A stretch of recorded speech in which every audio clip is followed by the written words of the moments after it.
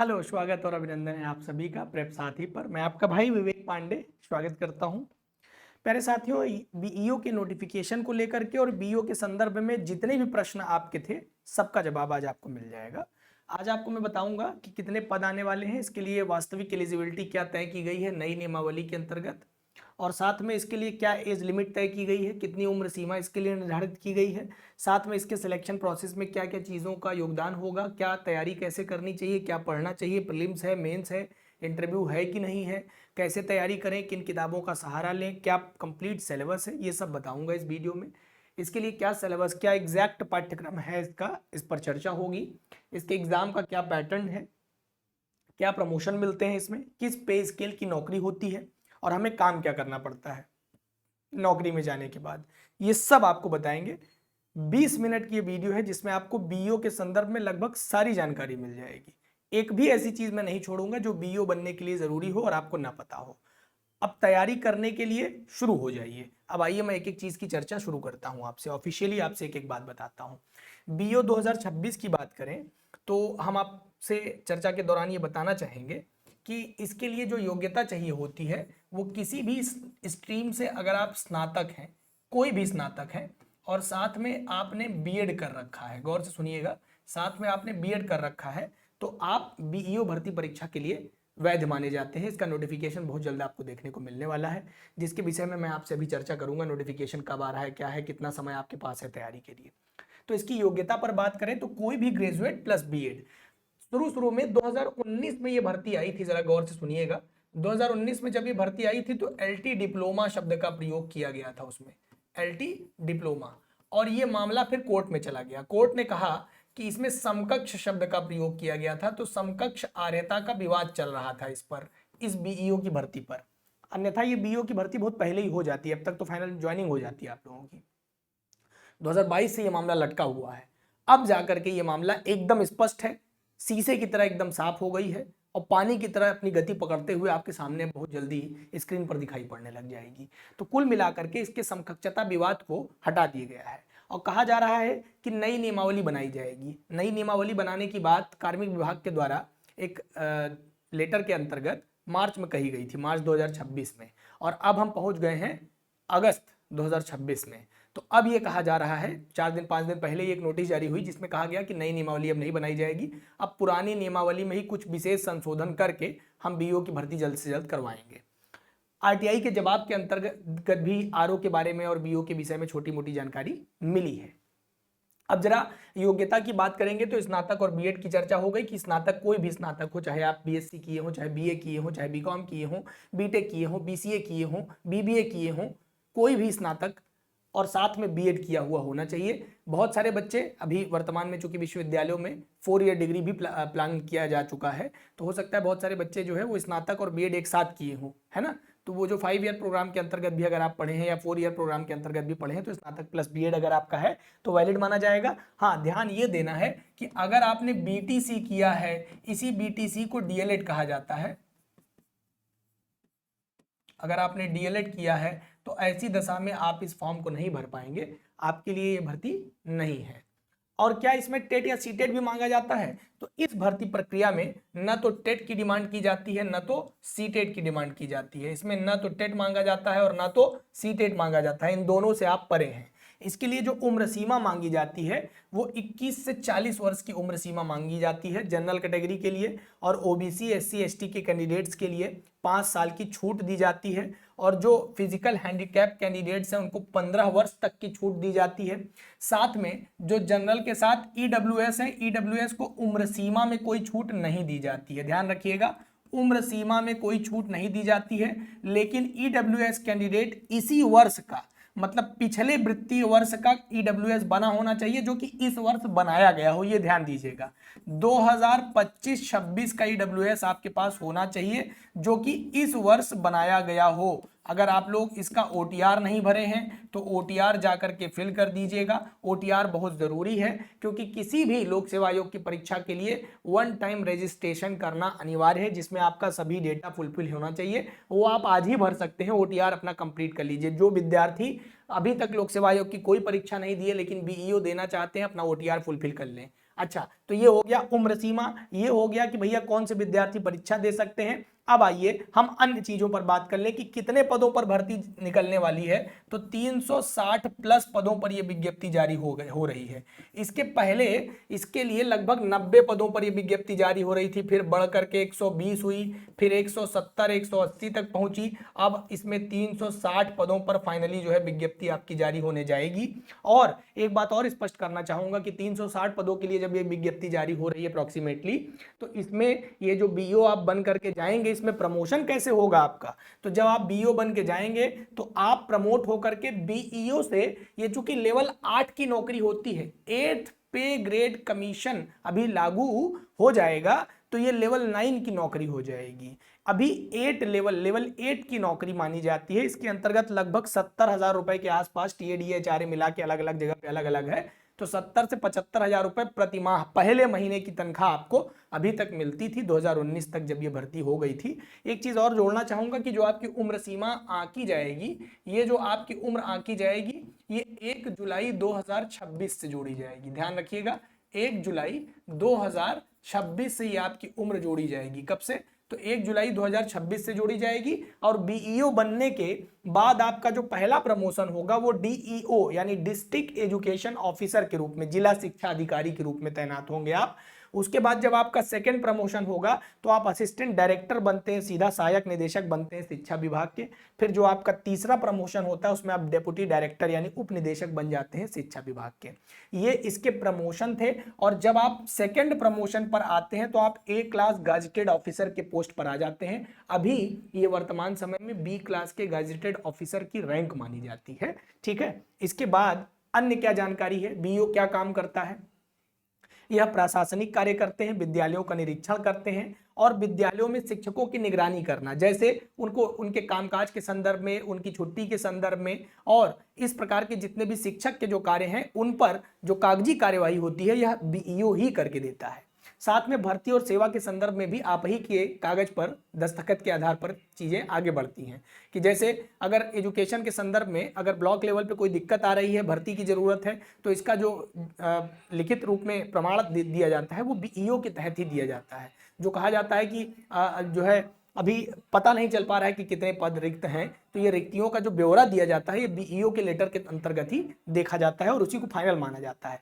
जो सरकारी योजनाएं हैं जैसे मिड डे मील हुआ इत्यादि, जितनी प्रकार की योजनाएं प्राइमरी लेवल पर सुचारू रूप से चालू की गई हैं, चल रही हैं, उन सरकारी योजनाओं के क्रियान्वयन के संदर्भ में जवाबदेही बीईओ की ही तय होती है। यह आप ही के अंतर्गत आने वाला एक मामला होता है। शैक्षणिक गुणवत्ता में किस प्रकार के सुधार किए जा सकते हैं, शिक्षा व्यवस्था में और जो नवीन आमूलचूल परिवर्तन की आवश्यकता है इसको लागू करना और इसको लागू करने के बाद सुचारू रूप से जारी रखना, ये कार्य बीईओ के अंतर्गत आते हैं। जनसंपर्क से संबंधित कार्य और प्रशासन के जो कार्य हैं वो आप ही के अंतर्गत आएंगे। अपने ब्लॉक में आने वाले सभी कॉलेजों का निरीक्षण करिए, शिक्षा में गुणवत्ता सुधारिए, प्रशासनिक कार्य संभालिए, ये आपके बेसिकली काम है। अब आइए बात करते हैं कि इसके लिए अब क्या पढ़ाई लिखाई की जरूरत पड़ती है। हम जो सिलेबस आपको बताने जा रहे हैं वो इसी टेलीग्राम पर, ये जो टेलीग्राम आप देख रहे हैं, आप इस पूरे पेज का स्क्रीनशॉट ले लीजिएगा, इस पूरे पेज का स्क्रीनशॉट ले लीजिए और स्क्रीनशॉट में आप अपने फोन को इसके सामने क्यूआर को स्कैन करिएगा, तो इस क्यूआर को स्कैन करके आप जो है हमारा टेलीग्राम ज्वाइन कर लेंगे। ये मेरा इंस्टाग्राम आईडी है। अगर आप मुझसे कोई बातचीत करना चाहते हैं, मुझसे कोई सवाल पूछना चाहते हैं, किसी प्रकार का जनसंपर्क स्थापित करना चाहते हैं, मेरे साथ कोई बातचीत करना चाहते हैं या कोई जानकारी चाहते हैं, तो ये टेलीग्राम दिया गया है विवेक सर ऑफिशियल के नाम से। या तो आप मुझे सर्च कर लीजिए, और सर्च करने में जरूर नहीं कि मैं ही मिल जाऊं, इसलिए मैंने आपको स्कैनर दे दिया है कि प्रॉपर आप स्कैन करके मुझे फॉलो कर सकते हैं। आगे बढ़िए। अब मैं आपको बताऊं कि ये जो भर्ती आने वाली थी इसमें कहा गया था कि नई नियमावली बनेगी और उसमें संशोधन किया जाएगा, और संशोधन के साथ साथ उसमें बताया गया था कि जो रिक्त पद हैं उसका 80% सीधी भर्ती से और 20% पदोन्नति के आधार पर भरा जाएगा। अब इस नियमावली में थोड़े से परिवर्तन किए गए हैं। अब कहा जा रहा है कि 90% सीट जो है हम सीधी भर्ती से भरेंगे और 10% ही पदोन्नति से भरेंगे। यानी जो रेशियो 8:2 का हुआ करता था वो अब 9:1 का हो चुका है। यानी कि अब अगर मान लीजिए अगर 100 पद रिक्त हैं तो उसका 90% सीट जो है ये सीधी भर्ती से, डायरेक्ट भर्ती से आप जो है इसको भरेंगे, डायरेक्ट वैकेंसी देंगे इसके लिए, ठीक है। और 10% आप पदोन्नति के आधार पर इसको भरेंगे, यानी कि प्रमोशन के थ्रू भरेंगे। ठीक, ये अब व्यवस्था लागू हो गई है। दूसरा, अब कहा जा रहा है कि हम नई नियमावली बनाएंगे ही नहीं, क्योंकि इसको बना करके इसको पारित करके लागू करने में बड़ा समय लग रहा है और अब बीईओ की आवश्यकता है। बिना बीईओ के अब कार्य सुचारू रूप से जारी रख पाना संभव नहीं हो रहा है। इसलिए अब कहा जा रहा है कि अब हम इस भर्ती में पुरानी नियमावली में ही थोड़े बहुत संशोधन करके अपना काम कर लेंगे। पहले इसमें केवल 134 पदों के लिए अध्याचन जारी किया जा रहा था, अध्याचन भेजा गया था, लेकिन अब ये पूरा मामला कैंसिल कर दिया गया। अब क्या कहा जा रहा है कि खंड शिक्षा अधिकारियों के भर्ती का रास्ता साफ कर दिया गया है, क्योंकि बेसिक शिक्षा, देखिए बेसिक शिक्षा में खंड शिक्षा अधिकारी जो बीईओ के पद है, इसकी भर्ती की बड़ी अड़चन दूर हो गई है। शासन ने जो समकक्ष आर्यता का विवाद है उसका निस्तारण कर लिया है, बीएड को ही मान्य किया है। ये मैंने पहले बता दिया आपको, समकक्ष आर्यता के लिए कुछ भी लागू नहीं किया गया, यानी केवल बीएड ही इसमें मान्य किया गया है। और बीएड कैसा मान्य किया गया है? बीएड कंप्लीट होना चाहिए आपका, इस बात को ध्यान रखिएगा। यानी आपके पास चारों सेमेस्टर की डिग्री होनी चाहिए, चारों सेमेस्टर का आपके पास रिजल्ट होना चाहिए, परिणाम होना चाहिए और आप पास होने चाहिए। ये नहीं कि आपका प्रैक्टिकल का नंबर नहीं चढ़ा या आपका रिजल्ट नहीं मिला तो आप चले गए कूद के, नहीं भाई साहब, पास होना चाहिए, कंप्लीट रिजल्ट आपके पास होना चाहिए। क्योंकि जब आप ओटीआर भरेंगे तो आपसे मांगा जाएगा कि किस तिथि को रिजल्ट जारी हुआ है। अगर अभी आप बीएड करने जा रहे हैं तो आपके लिए भर्ती नहीं है, फिर आपके लिए शिक्षक भर्ती आ रही है, आप उसमें आगे बढ़िए। अगर आप बीएड हैं तो जूनियर के लिए टीजीटी पीजीटी की नई भर्ती आ रही है, उसका नया सिलेबस भी जारी कर दिया गया है ना, तो उसके संदर्भ में फिर आगे बढ़ेंगे। अच्छा, इसमें समकक्ष कुछ भी नहीं रखा गया है। इसके बाद शिक्षा निदेशालय ने भर्ती को लेकर के तैयारी बहुत तेज कर दिया है। रिक्त पदों को फीड करने का कार्य भी शुरू कर दिया गया है। पूर्ण हो जाने के बाद रिक्तियों का विवरण यानी अध्याचन उत्तर प्रदेश लोक सेवा आयोग की वेबसाइट पर जारी कर दिया जाएगा। अध्याचन के परीक्षण करने के बाद आयोग भर्ती विज्ञापन जारी करेगा। 1031 पद जो है इसमें सृजित किए गए हैं और 194 पद पहले से रिक्त पड़े हुए हैं। ठीक है, इसका अध्याचन लोक सेवा आयोग को बहुत पहले ही भेजा जा चुका था, लेकिन समकक्ष आर्यता चूंकि स्पष्ट नहीं थी तो लोक सेवा आयोग ने इसको वापस कर दिया कि इस आर्यता को लेकर क्या करेंगे, अभी तो कोर्टबाजी हो रही है भाई साहब भर्ती पर, तो करेंगे क्या। तो शासन स्तर पर समकक्ष आर्यता का निस्तारण प्रक्रिया चल रही है। करीब 165 बीईओ समूह ख के उच्चतर पदों पर पदोन्नत भी किए गए हैं, यानी 165 जो बीईओ हैं उनको डीईओ बना दिया गया है, जिसमें ये पद और भी रिक्त हो जाते हैं। तो लगभग 350 से ज्यादा पदों पर रिक्ति निकल रही है इस बार, यानी 300 प्लस पोस्ट पर रिक्ति निकलेगी और ये बीईओ के हिसाब से बड़ा पद है, इसको बम्पर भर्ती मानी जाएगी। अगर हम बीईओ के आधार पर इसको देखेंगे तो ये अभी तक की बीईओ की बड़ी भर्ती मानी जाएगी, है ना, क्योंकि 350 पद बीईओ के लिए बहुत होते हैं। इतना पद पूरे पीसीएस में निकलते थे एक समय पे। आज इसकी परीक्षा इसके पहले 2019 में हुई है। कब हुई है? तो 2019 में इसके पहले इसकी परीक्षा कराई गई थी और इसमें प्रीलिम्स होता है, मेंस होता है और मेंस फाइनल रिजल्ट के लिए जिम्मेवार होता है ना, जिम्मेदार होता है।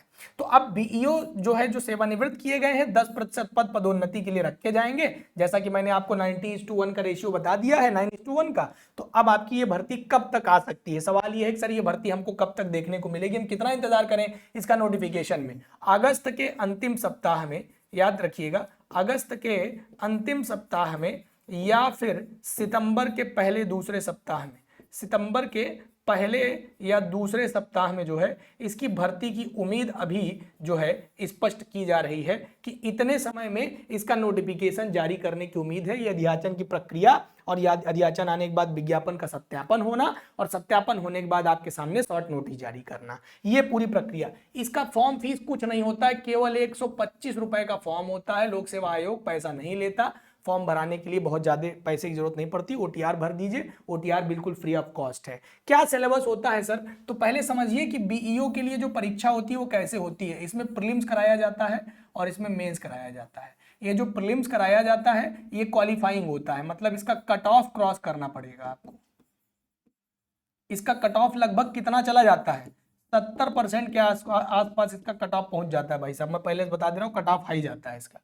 यानी इसमें जो प्रीलिम्स एग्जाम होता है वो कितने नंबर का होता है? तो इसका प्रीलिम्स एग्जाम कुल 300 अंकों का होता है। 2 घंटे की परीक्षा होती है जिसमें केवल जीएस आता है, सामान्य अध्ययन आता है। अब सामान्य अध्ययन का क्या सिलेबस है? तो कुल 300 नंबर की परीक्षा जिसमें 120 प्रश्न आपसे पूछे जाएंगे और इसके लिए आपको 2 घंटे का समय दिया जा रहा है। इसमें आपसे सामान्य विज्ञान पूछा जाएगा, भारत का इतिहास पूछा जाएगा, भारतीय राष्ट्रीय आंदोलन से प्रश्न होंगे, भारतीय राज्य तंत्र, अर्थव्यवस्था और संस्कृति से प्रश्न होंगे, भारतीय कृषि से, वाणिज्य से और व्यापार से होंगे, जनसंख्या, पारिस्थितिकी और नगरीकरण और भारतीय परिप्रेक्ष्य में सारी चीजें पूछी जाएंगी कि भारत की जनसंख्या कितनी है, उसमें पारिस्थितिकियों की स्थिति कैसी है ना।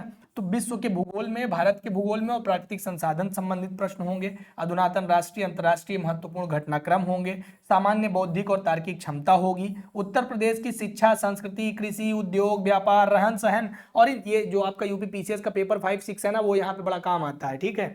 और प्रारंभिक गणित पूछी जाएगी आपसे हाई स्कूल लेवल की, जहां पर आपको अरिथमेटिक भी पूछा जाएगा और बीजगणित भी पूछा जाएगा, रेखा गणित भी पूछा जाएगा, है ना। तो ये आपका पूरा का पूरा 120 नंबर का खाका हो गया। इसमें आप टारगेट बना के चलिए, 90 से 95 सवाल सही सही करने का टारगेट लेके चलिए। 90 प्लस क्वेश्चन अगर आप सही सही करते हैं तो इसका प्रीलिम्स आप निकाल पाएंगे। इसका प्रीलिम्स बिल्कुल कैसे होता है, अगर आप इसका पेपर 2019 का प्राप्त करना चाहते हैं तो आप हमारे टेलीग्राम से प्राप्त कर सकते हैं। हमारे टेलीग्राम पर 2019 का पेपर पड़ा हुआ है, ठीक है। 2019 का पेपर आपको वहां से मिल जाएगा। 2019 के पेपर को देख लीजिए और आरओ का भी करंट का पेपर देख लीजिए, यूपी पीसीएस का प्रीलिम्स का पेपर देख लीजिए। उसी स्तर की एग्जैक्टली ये परीक्षा होती है, क्योंकि उसी आयोग के द्वारा कराई जाती है। लोक सेवा आयोग ही इसको कंडक्ट कराता है। अब ये प्रीलिम्स एक स्क्रीनिंग टेस्ट की तरह लिया जाता है। इसको पास करने वाले 15 गुना विद्यार्थी, ध्यान सुन लीजिए, कितने विद्यार्थी, 15 गुना विद्यार्थी। जैसे मान लीजिए अगर 300 पद आ रहे हैं तो 300 गुणे 15 कर दीजिए, जितनी संख्या आ रही है इतनी संख्या में विद्यार्थी क्या करेंगे, मेंस एग्जाम देंगे। इतनी संख्या में विद्यार्थी मेंस एग्जाम देंगे, और मेंस एग्जाम के लिए आपको पहले से प्रिपेयर्ड रहना पड़ेगा, क्योंकि प्रीलिम्स से 3 माह के अंदर मेंस करा लिया जाता है, तो आपको ज्यादा वक्त नहीं मिलता है मेंस के लिए। लिखित परीक्षा कैसे होगी, तो लिखित परीक्षा आपकी 3-3 घंटे की होती है। गौर से सुनते चलिए, मैं बताता चल रहा हूं। 3-3 घंटे की लिखित परीक्षा होती है, जिसको 2 टर्म्स में बांट दिया जाता है। एक आपका सामान्य अध्ययन जीएस और एक आपका हिंदी और निबंध, इस 2 खंड में इसको बांट दिया जाता है। एक आपका आलेखन, हिंदी और निबंध, ये 2 खंड होते हैं, ठीक है। तो 200 नंबर की ये परीक्षा होती है। 200 अंक की 3 घंटे की ये परीक्षा और 200 अंक की 3 घंटे की ये परीक्षा। ध्यान दीजिएगा, ये मुख्य परीक्षा पूरी तरह से लिखित होती है, इसमें एमसीक्यू फॉर्मेट की आवश्यकता नहीं होती, यानी कि पूरी लिखित परीक्षा है ना। इसमें आपका जो है सामान्य अध्ययन होगा और क्या होगा, हिंदी और निबंध होगा 3-3 घंटे का। 200 नंबर का पूरा पेपर है। 200 ये कुल 400 नंबर का पेपर है। अगर आप इसका फॉर्मेट देखना चाहते हैं तो जो सामान्य अध्ययन है उसमें 3 खंड होते हैं। पहला खंड आपका जो होता है उसमें दीर्घ उत्तरीय प्रश्न, दूसरे में लघु उत्तरीय और तीसरे में अति लघु उत्तरीय आता है। ये लघु उत्तरीय प्रश्न का उत्तर, ये जो दीर्घ उत्तरीय है इसका 125 शब्द में आपको उत्तर करना पड़ता है। लघु उत्तरीय लगभग 50 शब्द में, अति लघु उत्तरीय लगभग 25 शब्द में उत्तर करना होता है। अगर आप इधर देखेंगे तो सामान्य हिंदी और निबंध की बात करेंगे। सामान्य हिंदी का प्रश्न पत्र 100 अंक का होता है और निबंध 100 अंक का होता है। निबंध आपको लगभग इसमें 800 शब्दों में लिखना रहता है। 800 शब्द की जगह पे आप 850 लिख देंगे तब भी चलेगा, 750 लिख देंगे तब भी चलेगा। निबंध के लिए इसी चैनल पर मेरी बहुत सारी वीडियोस पड़ी हुई हैं, आगे भी मैं वीडियोस लेकर के आऊंगा। चाहे आप जीआईसी के लिए निबंध देखना चाह रहे हो, चाहे आप आरओ के लिए निबंध देखना चाह रहे हो, और चाहे आप बीईओ के लिए निबंध देखना चाह रहे हो, ये चैनल पूरी तरह से आपकी हेल्प करेगा। प्रेप साथी, अगर आप चैनल पर नए हैं तो सब्सक्राइब करके बेल आइकन पे प्रेस कर दीजिए। हम इसके संदर्भ में चूंकि बहुत लंबे समय से पढ़ा रहे हैं, यूपी पीसीएस यूपीएससी पढ़ाने का बहुत लंबा अनुभव है, तो उसके आधार पर हम जो है आपको ये पूरी मदद करते रहेंगे। निबंध की हमारी फ्री वीडियोस भी आपको मिल जाएंगी और पेड में भी हम एक ग्रुप चलाते हैं जिसके अंतर्गत आपकी हेल्प होती रहेगी, ठीक है। आप अभी से चाहें तो अभी से जुड़ सकते हैं, क्योंकि अभी से जुड़ना ही पड़ेगा आपको। समय ही कितना बचा है आपके पास, 4 से 5 महीने आपको प्रीलिम्स में मिलेंगे और लगभग मान के चलिए 3 महीने मेंस में, तो वो 3 महीने में तो मेंस नहीं तैयार हो पाता, ये पहले से बता दे रहे हैं। सामान्य हिंदी के लिए आप मेरी लगातार फ्री क्लासेस भी देख सकते हैं, और वाईटी पर भी मेरी बहुत सारी क्लासेस पड़ी हैं, तो आप वाईटी पर भी मुझे फॉलो कर सकते हैं। बहुत सारे विद्यार्थी पुराने टाइम से मुझे देख रहे होंगे। तो अब ये पूरा का पूरा आपको खाका देना होता है। मेंस का सिलेबस क्या है सर? अगर मेंस के सामान्य अध्ययन का सिलेबस अगर आप देखेंगे तो 3 घंटे का सिलेबस है। भारत का इतिहास, भारतीय राष्ट्रीय आंदोलन और भारतीय संस्कृति, भारत का भूगोल, भारतीय राजनीति, भारतीय कृषि, वर्तमान राष्ट्रीय मामले, अंतर्राष्ट्रीय मामले और विश्व के संदर्भ में, भारतीय अर्थशास्त्र, अंतर्राष्ट्रीय मामले और संस्थाएं, विज्ञान और प्रौद्योगिकी, मतलब IT sector, science and technology से रिलेटेड क्वेश्चंस होंगे, शिक्षा में अद्यतन विकास और यूपी स्पेसिफिक क्वेश्चंस होंगे, जैसे यूपी की संस्कृति, कृषि, उद्योग, व्यापार, रहन सहन और सामाजिक प्रथाओं से संबंधित जो पेपर 5-6 के क्वेश्चन होते हैं वो आपको इसमें पूछे जाएंगे, जिसके एवज में आपको पूरे 200 नंबर मिलते हैं। इसी का उत्तर आपको लिखित फॉर्मेट में देना होता है, 125 शब्द, 50 शब्द और 25 शब्द में। ये आपका पूरा का पूरा, इसमें आपको मैक्सिमम नंबर, जितना आपका आंसर राइटिंग स्किल अच्छा होगा, जितना बेहतर आप क्वेश्चन की डिमांड को समझते हुए उत्तर लेखन कर पाएंगे उतना बेहतर रहेगा। अब सलाह ये दी जाती है आपको कि आप प्रीलिम्स में ही अगर आप देखेंगे तो प्रीलिम्स और मेंस के सिलेबस में कोई बहुत अंतर नहीं है, 19-20 के फर्क के साथ कुछ चीजें इसमें से सब्ट्रैक्ट कर दी गई है, कुछ चीजें ऐड ऑन कर दी गई हैं। अब उसी में आपको पूरा का पूरा पेपर हल करना होता है, तो क्यों ना हम प्रीलिम्स के दौरान ही इतना तैयार रहें कि वहीं से आंसर राइटिंग भी शुरू कर दें और तथ्यों की वहीं से हम इतनी अच्छी पकड़ बना करके रखें कि हमारा पेपर आसानी से क्रैक किया जा सके। अब अगर आप देखेंगे तो सामान्य हिंदी में आपको अपठित गद्यखंड पढ़ना है, उसका संक्षेपण, उससे संबंधित क्वेश्चन, रेखांकित अंशों की व्याख्या करनी होती है, और शासकीय अर्धशासकीय पत्र पढ़ने हैं, कार्यालय आदेश पढ़ना है, ज्ञाप पढ़ना है, अधिसूचना पढ़नी है, प्रेस नोट पढ़ना है, परिपत्र पढ़ना है। ये कुल 6 पत्र इसमें पढ़ने होते हैं आपको, 7 पत्र इसमें लगभग आपको पढ़ने हैं, और ये एक खंड अलग से होता है। यही सेम टू सेम जो आरओ के मेंस का एग्जाम है वही सेम टू सेम यहाँ पे होता है, और वाक्यों को हिंदी से अंग्रेजी और अंग्रेजी से हिंदी में अनुवाद करना होता है। यही एक टफ टास्क होता है। यहाँ पर आपको थोड़ी सी अंग्रेजी की समझ भी होनी चाहिए, जिसके लिए सलाह दी जाती है कि आप अभी से अंग्रेजी के प्रति अपनी एक रुझान को थोड़ा सा बेहतर बनाने की कोशिश करिए, और जो अंग्रेजी वाले बच्चे होते हैं वो थोड़ा सा इस वाले पोर्शन में तो बढ़िया कर लेते हैं। ठीक है, अनेकार्थी शब्द करने हैं, विलोम शब्द करना है, पर्यायवाची करना है, तत्सम तद्भव करना है, क्षेत्रीय भाषाएं हो गई, विदेशी भाषाएं, वर्तनी, अर्थबोध, शब्द रूप, संधि हो गई, समास हो गया, क्रिया हो गई, हिंदी वर्णमाला हो गया, विराम चिन्ह हो गया, शब्द रचना हो गई, वाक्य रचना हो गई, अर्थ हो गया, मुहावरे लोकोक्ति हो गई, उत्तर प्रदेश की प्रमुख बोलियां हो गई। ठीक है, जैसे आपसे पूछ लेगा सौरसेनी अपभ्रंश में कितनी बोलियां हैं, कौन कौन सी बोलियां हैं, है ना, पूछ लेगा पूर्वी हिंदी के अंतर्गत निम्नलिखित में से कौन कौन सी बोलियां आती हैं, है ना। तो अब आपसे जैसे विराम चिन्हों के बारे में पूछ लेगा, चित्र बना करके दे देगा, कहेगा पहचान बताइए कौन सा विराम चिन्ह है। इस परीक्षा में पूछा हुआ था कि कौन सा विराम चिन्ह है, इसको हम लोग उद्धरण चिन्ह के नाम से जानते हैं। ठीक है, और ये सिंगल इन्वर्टेड कॉमा इंग्लिश में जाना जाता है, इसी को हम लोग एकल उद्धरण चिन्ह कहते हैं। यही दो लग जाता है तो युगल उद्धरण चिन्ह बन जाता है। तो इसी प्रकार से प्रश्न आपसे पूछे जाएंगे। पत्रों के बारे में आपको पढ़ना पड़ेगा, पत्र का प्रारूप इत्यादि। इसी चैनल पर आप जा करके अगर वीडियो में देखेंगे तो मेरी वीडियोस आपको बहुत सारी दिखाई पड़ जाएंगी, जिसमें मैंने ये पत्र लेखन के कुछ अंश पढ़ा रखे हैं, निबंध मैंने लगभग कुछ पढ़ा रखा है, संक्षेपण और सारांश के बारे में बता रखा है। हमारी वीडियोज हैं चैनल पे, और आप जानते हैं कि मैं स्टडी IQ परिवार पे पढ़ाता हूँ इस समय, तो वहां पर भी मेरी वीडियोस बहुत सारी बड़ी हैं, आप जाके देख सकते हैं। वहां पर आप हमारे पेड बैच भी ले सकते हैं।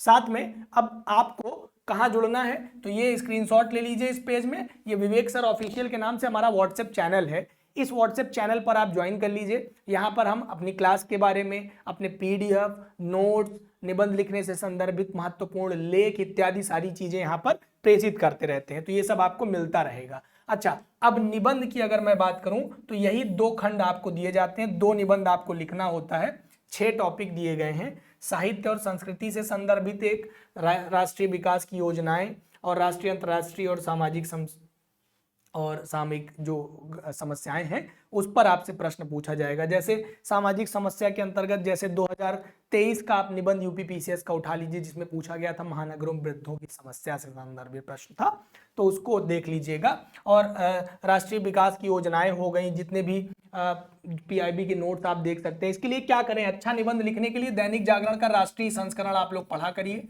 ठीक है, दैनिक जागरण का राष्ट्रीय संस्करण जरूर देखा करिए। ठीक है, मैगजीन्स पढ़िए, मैगजीन पढ़ना बहुत जरूरी है। मैगजीन अगर नहीं पढ़ेंगे तो फायदा नहीं होगा, उत्तर लेखन की भाषा पर आपकी पकड़ मजबूत नहीं हो पाएगी, जरूरी है। ठीक है, अखबार पढ़िए। किताबें इसमें आपका बहुत सहयोग नहीं कर पाती हैं, क्योंकि लेखन अभ्यास का विषय है।